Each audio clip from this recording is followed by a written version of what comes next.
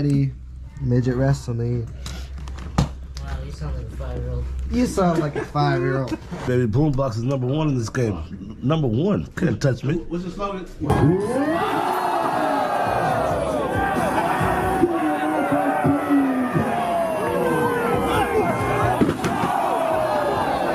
All day. You already see what it said. You already see what it said. Champion. EDW champion. White back? Oh yeah, see? People have no idea. My name's Shartayla. I've been a wrestler for about 5 months. It's been a great experience. I get to travel the world. I get to meet new people. It's honestly a blast. So when I first started, I thought that wrestling was like fake, and I didn't really care for it, to be honest. I thought that everyone was like faking it, and like every scratch or like bloody incident was like fake. But getting to like be in the business, I realized that it's not fake. The hits are real. How you doing? My name is Mr. Nice Guy. I'm from Jackson, Mississippi, and I've been in the sport for 5 years. And what got me into it was I was a CNA at first, and that wasn't a life for me. Like, that was too mundane, too slow. And I had a friend that was out here wrestling at the time. I saw him on Instagram, and I asked him to get in touch with the boss. And 2 days later, I was out on the road doing this, and 5 years later, I'm one of the best. Matter of fact, I'm the best midget wrestler alive. Come to the sport with an open mind. Don't have preconceived perceptions about it. Don't listen to he say, she say. Come with an open mind and come watch it for yourself. Because if you come with a closed mind, you'll be sadly disappointed. If you come with an open mind, you'll be thoroughly amazed. Sitting at home one day, and I have a friend that's also a little person, and he was I saw him doing this. I saw him doing suplexes, body slams and all that. I'm like, where can I do this at? And it's looking totally awesome. And I contacted him, and he came in touch with the owner of the company. And 2 days later, he had me a bus ticket up to Iowa to start my journey. Yeah, I just realized I've been on the road for 3 years since I left town. I came on the road just to fill in for some guy for a week because he left, and I never came back. Since. He never came back, so 3 years. And then I joined him, and it's already been 3 months. Yeah. That's crazy. Stay tilted. tilted.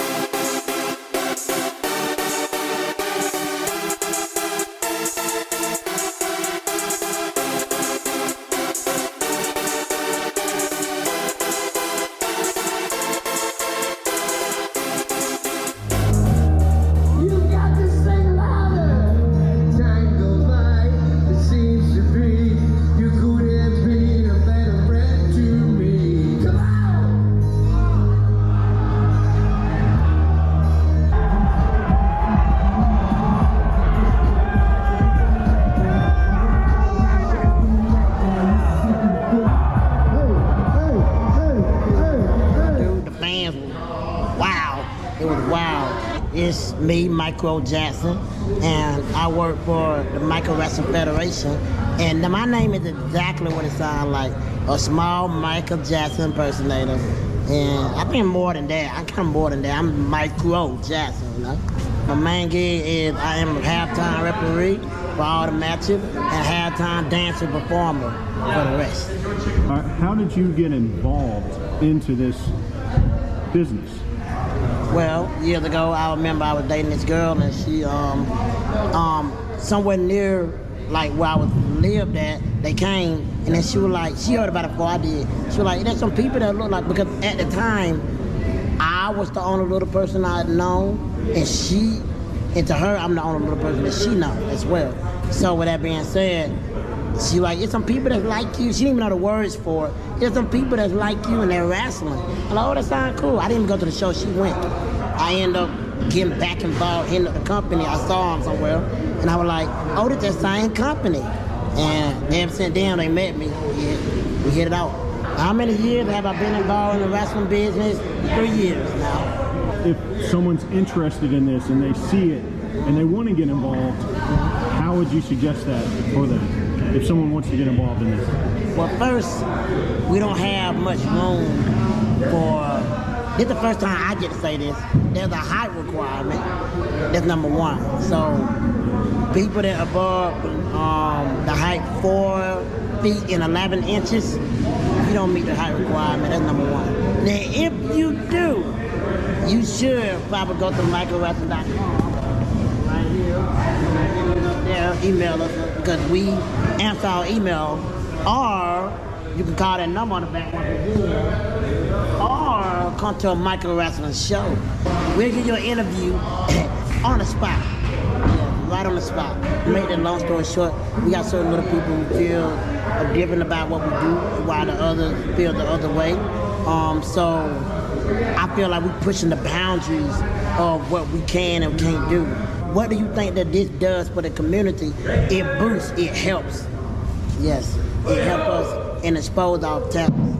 If you got a passion, you got a dream, never give up, keep going. Some of the doors have been shutting on me all my life, and I forced them and I burst them back open. So you just gotta have that mentality. Even when you ain't confident, make them believe that you are. Stay diligent. Hey, this is Little Show, the Redneck Brawler. I work for Micro Wrestling Federation. So I've been doing it for 20 years. Got into it with Memphis Power Pro Wrestling with Jared the King Lawler. Me and my brother, Baby Jesus, we was in there. We got in there and basically just wanted to do a little comedy act. You know, he wasn't very good, wasn't trained, but we got in there, did it for like a month. Probably fast forward a year, I was already wrestling. Started doing in gyms and in the indie circuit, working for like hot dogs and food, maybe your gas if you're lucky. So I'm like old school. Everything that's happened, I don't regret it because it made me the wrestler that I am today. How did it come to my world was my cousin, second cousin, Grady Watson. He was real friends with Jerry the King Lawler. Jerry's like, hey, I got an idea. We need little guys though. Well, there was no little guys around. Only little guys around was, shout out to Little Hollywood. But at that time, I don't know if he was wrestling or if he was doing other stuff. So he's like, well, I know these two guys. They're kids, 13, 12. He's like, all right, let's see what they can do. Came in there. What can you do? Then we hit a couple backflips, a couple worms, just acrobatic stuff. And then Jerry just loved it. And so, like I said, we was there for like a month, and that's kind of how I got into it. Okay. How would you suggest to someone nowadays? Now, you had the old school, like the actual, bring up in it. But if someone's just watching it one time, comes to a show or something, and they're like, Definitely need to be trained. You definitely, if you're 5 foot under, come to Micro Wrestling. We got trainers all day. We got Cody Hawk. He trains all of them. Dean Ambrose. Really? John Moxley, yes. He also trained LA Knight. So he has big names that are real big in this business that he's trained, and he's training all of us too. So even though I've been in the business 20 years, I'm steadily learning stuff from him. So shout out to Cody Hawk. Appreciate all the work he's done for us. Yeah, if you're under 5 foot, come to Micro Wrestling, boom. But if not, if you're in a town and there is a indie or there's a little wrestling that's going along every Saturday, every Friday, go there. Pay your dues. Help with the ring. That is the key. Paying your dues in this business is a big key, especially for old school guys. What would you say about the never give up and kind of the inspiration and motivation for someone that's just like, feels like, everything's against them and they're having some problems breaking through some stuff? Hey man, the world's against you every day. It's up to you to make look at me. Look at the situation. Right? Yeah, I'm short. God gave me lemon and I made lemonade. Right. Was it easy? No. The people say I couldn't do it. Yes. How many surgeries have I had? 5 knee surgeries. Now, with everything, there are consequences. But if you work really hard, really, really hard, and just put your mind to it and have faith, believe that you can do it, and ask him. Because you can't do nothing without the Almighty God. Nobody can, not even me. Then you'll make it. Stay tilted.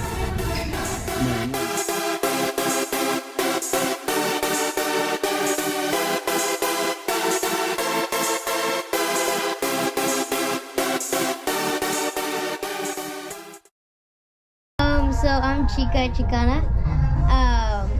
I'm the ref, as you can see.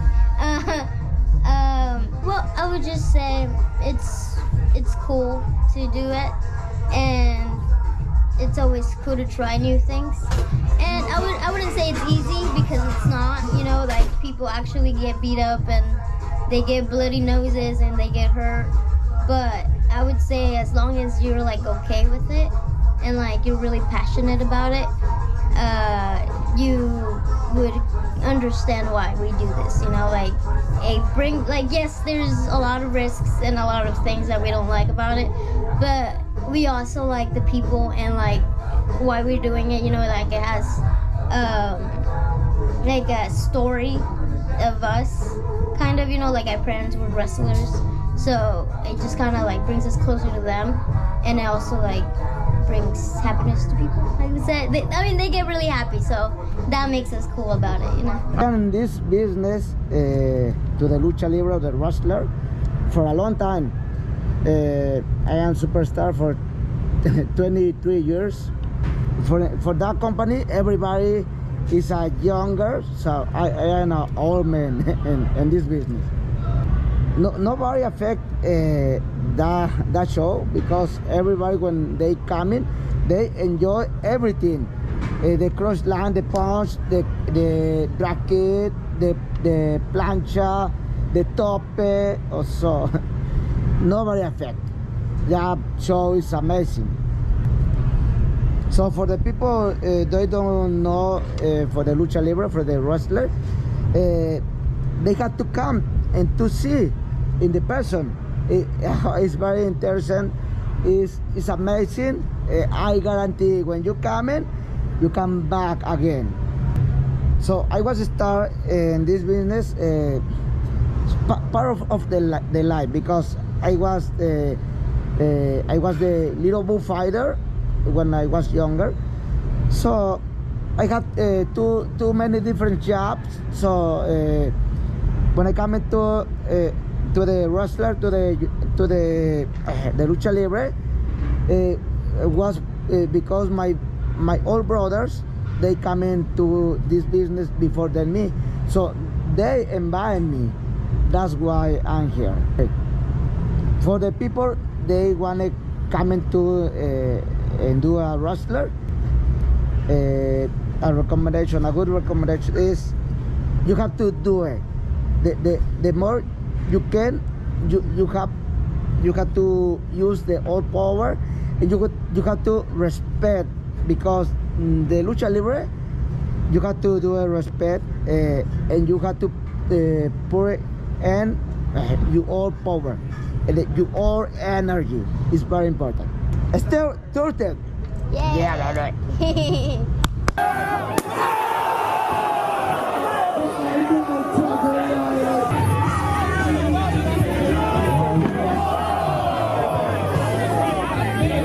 How does this sport affect the community? It's actually it could be on either side, because we have some people who absolutely disagree with the word using midget, with what we're doing, and they say we're a sideshow and we're also not, a good representation of the community. But then there's also people who are on the flip side, where they absolutely adore us and they absolutely support us, because we're showing people that we're able to do anything we want and be athletic as any other person is. A person that's 6'2", we're just as athletic as they are.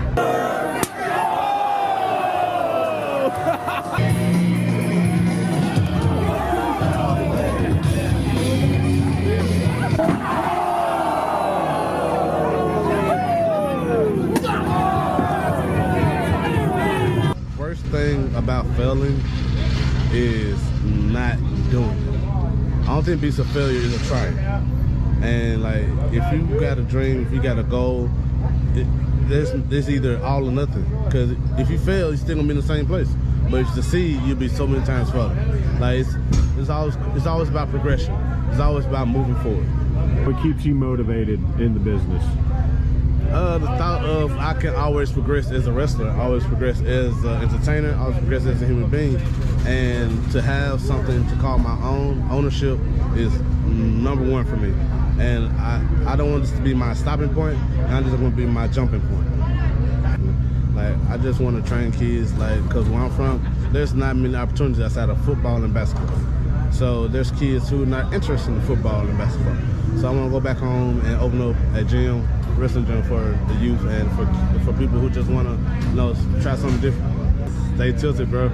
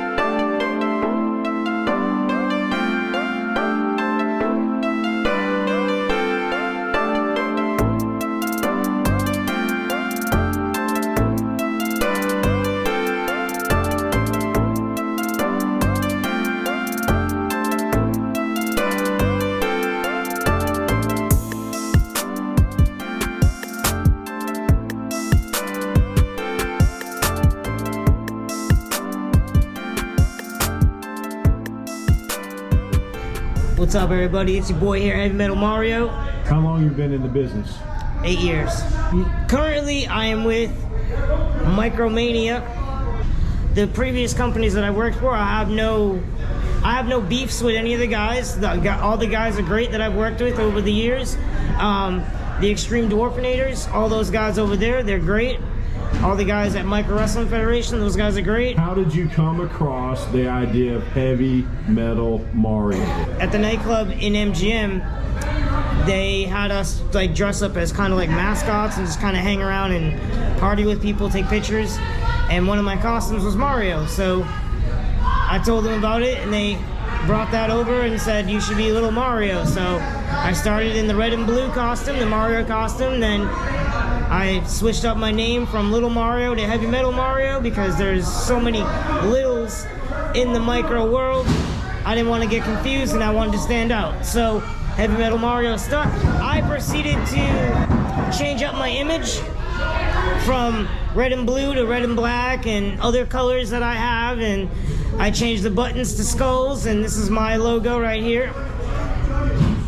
My logo, I designed it. I take a lot of pride in my brand. I've come a long way. Absolutely. I'm not under no one's thumb anymore. I'm free agent. Got my own merchandise. I'm doing all right. So what would you tell to someone else that maybe has seen something like this and like once again involved in it? What would you tell someone like that? If this is your dream, really chase it. Really, really chase it. It's a lot of hard work. It's a lot of pain. And but if it's your dream, really chase it and really stay at it. If you're consistent about being in contact with people that can set you in the right direction, then you'll be golden. My ultimate goal would be to be in like a TV promotion. I think that'd be really fun. I think it'd be really awesome to be on TV. WWE, AEW, one of those. I love big crowds, so that would be like a really big thing for me. This is Heavy Metal Mario. Stay tilted.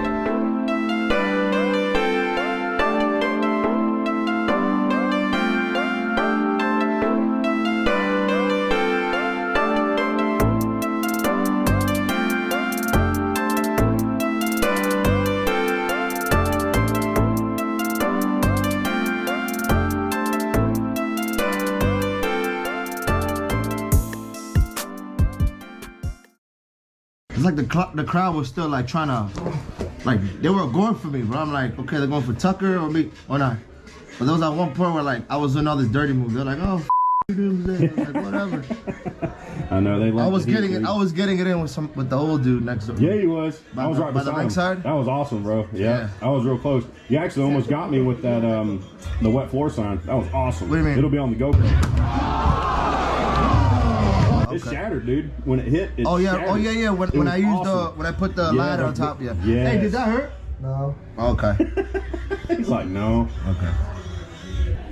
Being a heel is way easier than being a baby. Oh, absolutely. Because like, you could come up with so many different moves. Like let's say if Tucker, for example, Tucker was a baby and I was a heel. I was choking him. I was grabbing his. I was biting his.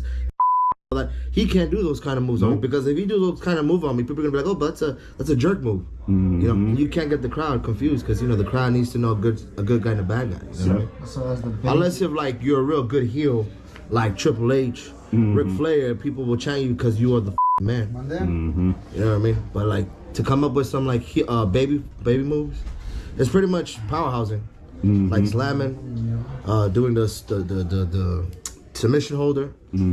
You can't hit me with no weapons, unless I gotta hit you first with a weapon. Yep, that's how it works. I can't hit you with a low blow till he hits me with. Yeah. So basically, because it's more like for him, it's like, oh, that's more payback. Like I gotta do the high flying shit. Like so that's why for me, I rather play the heel than play baby. I hate playing the baby because it's like even when I play the baby, I do heel moves like the choking, and I know it's just in me. So exactly. you know what I mean? Yeah, you know.